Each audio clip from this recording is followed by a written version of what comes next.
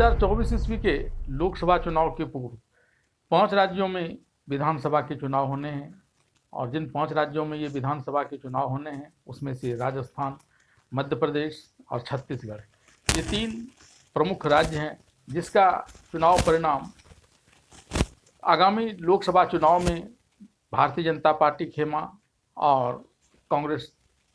और इंडिया गठबंधन के अन्य खेमों पर बहुत ही ज़्यादा प्रभाव डालेगा। भले ही तेलंगाना और मिजोरम के चुनाव उतने प्रभाव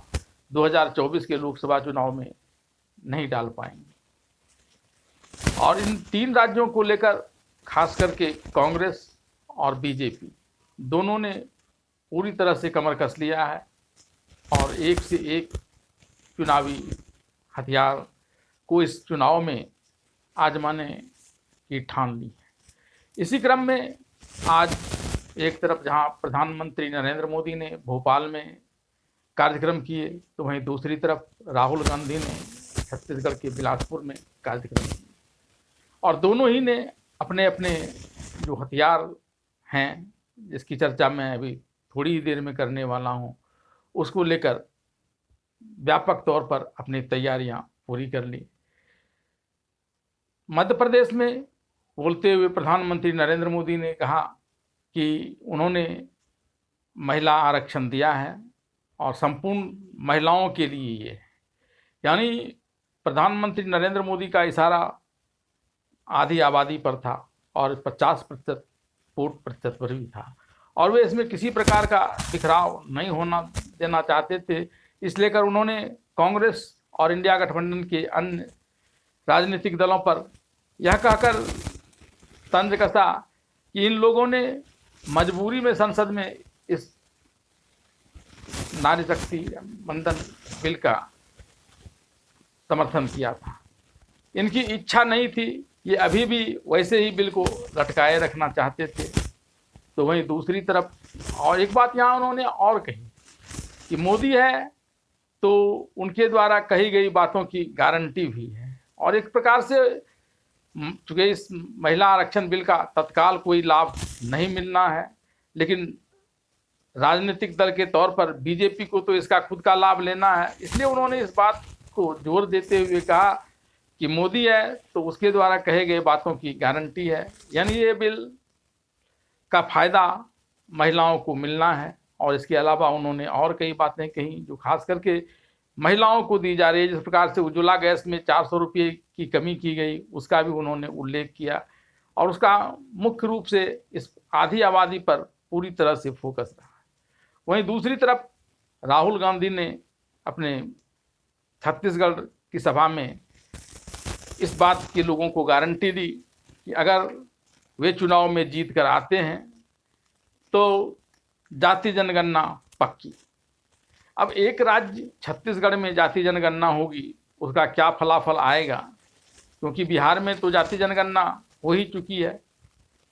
कितना लाभ यहाँ के लोगों को मिलेगा और छत्तीसगढ़ में भी अगर होता है तो उसका कितना लाभ लोगों को मिलेगा, यह इस बात का पोल खोल देगा कि 2024 में इंडिया गठबंधन मुख्य रूप से कांग्रेस का यह अस्त्र शस्त्र कितना कामगार होगा, कितना उसको फायदा देगा।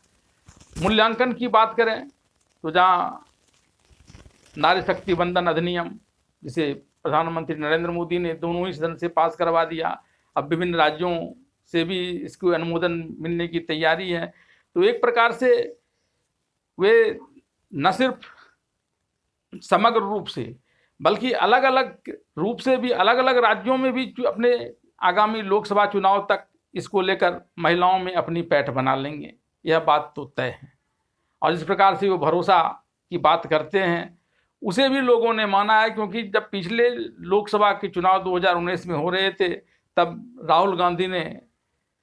12,000 रुपया प्रतिमाह किसानों को देने की बात कही थी और प्रधानमंत्री नरेंद्र मोदी ने सिर्फ 6,000 रुपये सालाना, लेकिन लोगों ने मोदी की बातों को भरोसा किया था। तो ऐसे में यह संदिग्ध हो जाता है कि आमतौर पर लोग मोदी की बातों को मानेंगे या राहुल की बातों को मानेंगे। अब बात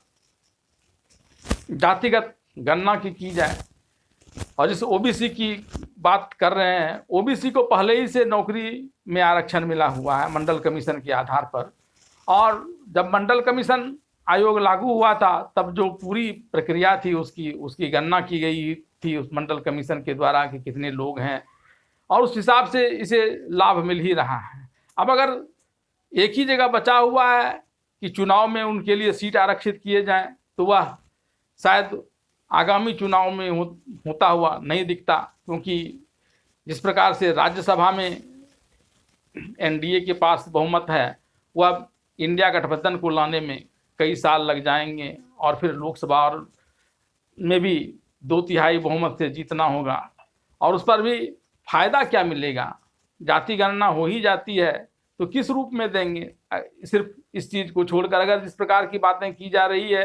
कि आम लोगों को जो सरकार की तरफ से कल्याणकारी योजनाओं का लाभ दिया जाता है, राशन के जो लाभ दिए जाते हैं, उसमें फायदा होगा, लेकिन वहाँ तो मानक तय किए गए हैं कि इतने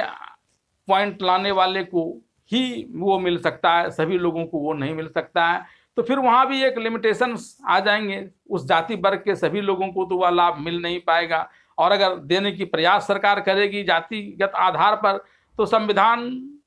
की व्याख्या में वह सुप्रीम कोर्ट में या हाई कोर्ट में फंस जाएगा। लिहाजा लोगों का कितना भरोसा होगा, और अगर हम प्रतिशतता के तौर पर देखें तो ओबीसी कार्ड जो इंडिया गठबंधन, कांग्रेस, ये लोग खेल रहे हैं, इसका प्रतिशतता 27% है, जबकि जिस महिला आरक्षण का कार्ड जो बीजेपी खेल रही है वह 50% है। तो इस दोनों ही लिहाज से बीजेपी का आंकड़ा